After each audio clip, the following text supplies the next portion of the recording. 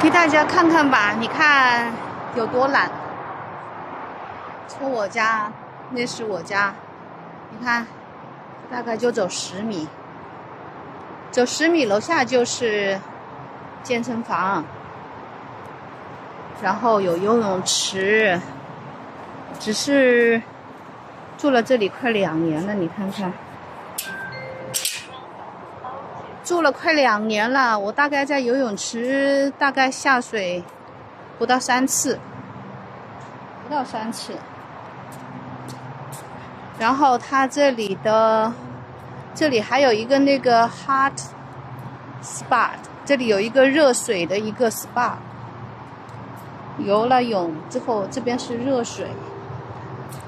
这么好，我就没有怎么下水过。其实游泳是最好锻炼身体的。然后这边是健身房，我一会儿在跑步机上走走吧，里面有人我就不摄了，不摄影了。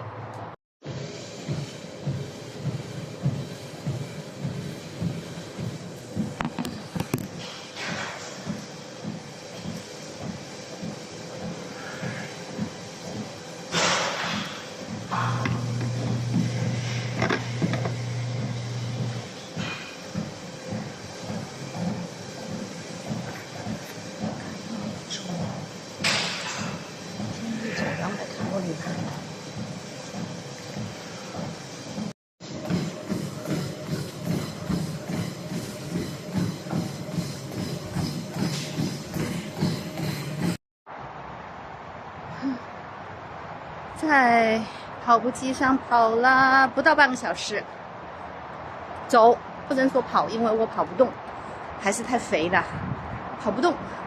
走了半个小时，消耗了300卡路里。现在就回去了，回家了，准备要上课了，一会儿，就这么快到家了，已经都。看我这脸上出的汗，就300卡路里。它因为那个出了，那脖子都出湿了，因为它是根据你的运动强度，时间是次要的。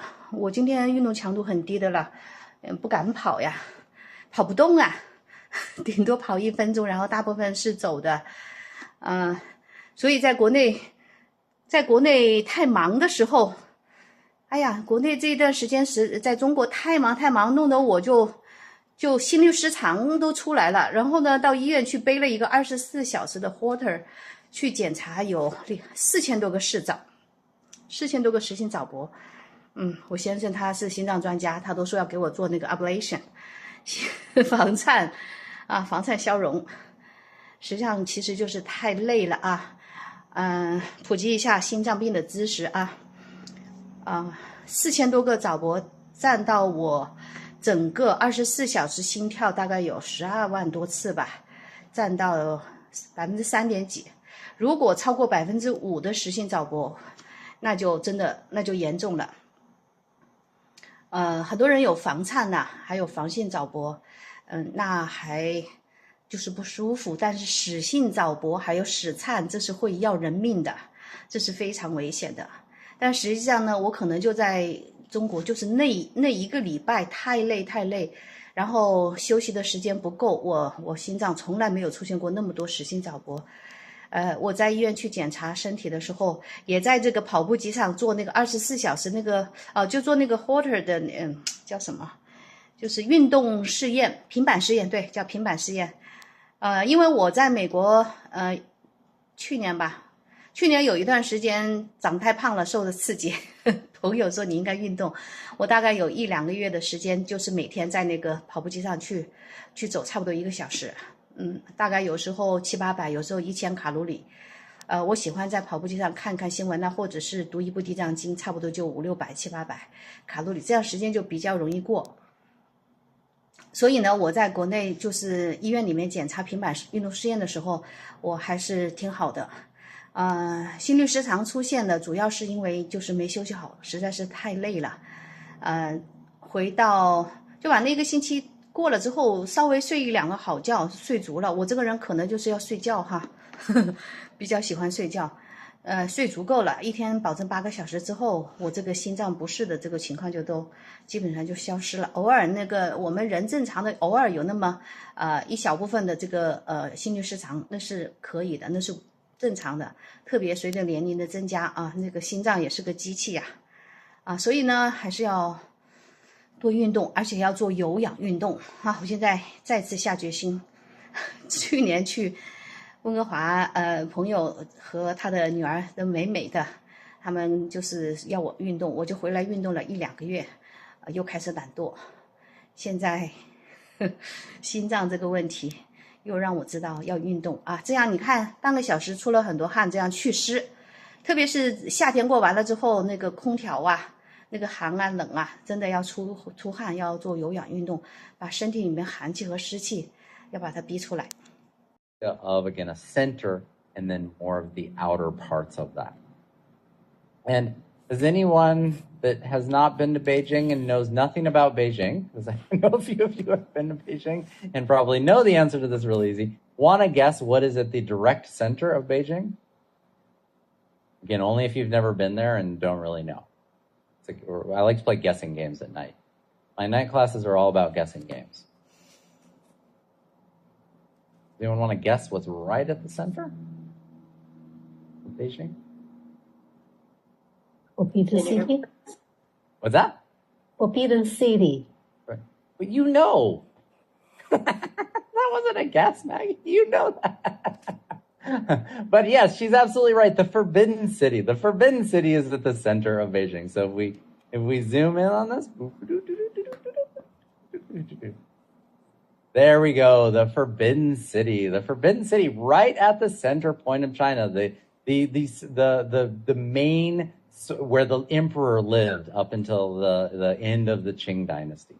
And again, even within the Forbidden City, you can see how it's a structure of even an inner gate, an inner city, and then an outer gate, outer city, outer wall. Again, being the very center of Beijing. And one thing that we can see here that relates to what we talked about last week, again, we're not just talking about language, we're talking about concepts that relate to language, is we can see that the main gate coming out from the Forbidden City, again, faces south, just like we were talking about last week, the sage facing the south, sage facing the sun.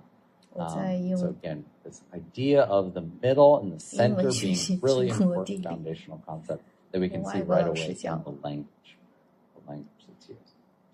Let's take a break right now. Let's take a 10-minute break, and then when we get back, we'll talk a little bit more about the kind of mythological history of the beginning of the language and start looking at some characters and stuff like that.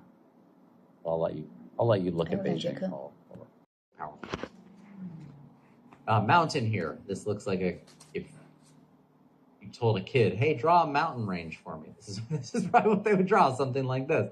So again, early pictographic writing system, then again, more representing a concept, and then the Han Dynasty period for that. And again, horse, if you told a kid to draw a horse, they'd probably come up with something that look pretty similar to this. Again, it evolves a little more abstract, and then here's the Han Dynasty period. So again, we see an evolution from pictographic to a logographic, and that logographic system also changing over time based upon the needs of communication. And again, we call it logograph because it has graphs that represent the words rather than sounds composing the words. So a language system that is based on sounds is called a phonetic writing system. And English is close to a phonetic writing system, but especially if you've ever tried to learn English as a second language, you know it is not phonetic. And if you've ever tried to learn words from a book, you know that not all words are phonetic. So there are some words in English, a lot of words in English that are phonetic, meaning the way that it's written is how it sounds, but then there are a lot of words that don't really work that way. As you know, if you've ever tried to read something and then talking to someone, trying to sound really smart, and then you say the word completely wrong, and then they correct you on it. And then do you know what your retort is to that? You say, well, I found it out while reading, because I read. Do you read? And then, no, I'm just kidding. But it's just like, don't ever make fun of someone if they say something wrong, because it means they probably read it while reading it. Because again, we don't have a purely phonetic language. Also, yeah, there's a Greek influence to it with different Greek root words. There's a Latin influence to our language with different Latin root words. It's influenced, again, as we talked about with Old English, by Germanic languages to some degree. So again, it doesn't make it a purely phonetic language, but it's a lot closer than Chinese. Now, Chinese characters do have something called a phonetic component, which does give you an idea of how that character might be pronounced. But again, it's not a perfect match. So you can see a character in like a character that represents a single syllable word, has multiple different meanings. And a lot of times those meanings are contextual, and so they're given by context. So if you were to take a term like this term, you maybe have learned. Have you started learning about this in CM1? For those of you that are in that class? There we go. We got one translation. Yeah. What other translations? Has anyone learned this? Spirit? Yeah, spirit. Yeah. So see, if you God. Yeah, God. So I hope you can see mind, spirit, God. Those would all have very different connotations. And if we translated when the meaning of this word was intended to mean a little more about mind, mental functioning, thought, experience, consciousness, if we translated that as God, that might have a very different connotation on our reading of that particular word. And so this is really important to recognize. And again, there are other words, like use an example, chi. Chi very much has this. If you're reading that character in a classical text, in one passage it can mean something that means a little more like an energetic aspect of the channels. Whereas in another passage it could mean gas in the bowels. So again, there's kind of these very different meanings that you see with the character that are very much determined by their concept. Very much determined by that, by their context, not concept. The concept is determined by the context. That makes sense? So this concept of Shen, we can see it's found in literature from the Warring States period, which is part of the Zhou dynasty. That's where we really start first seeing this character in a lot of literature.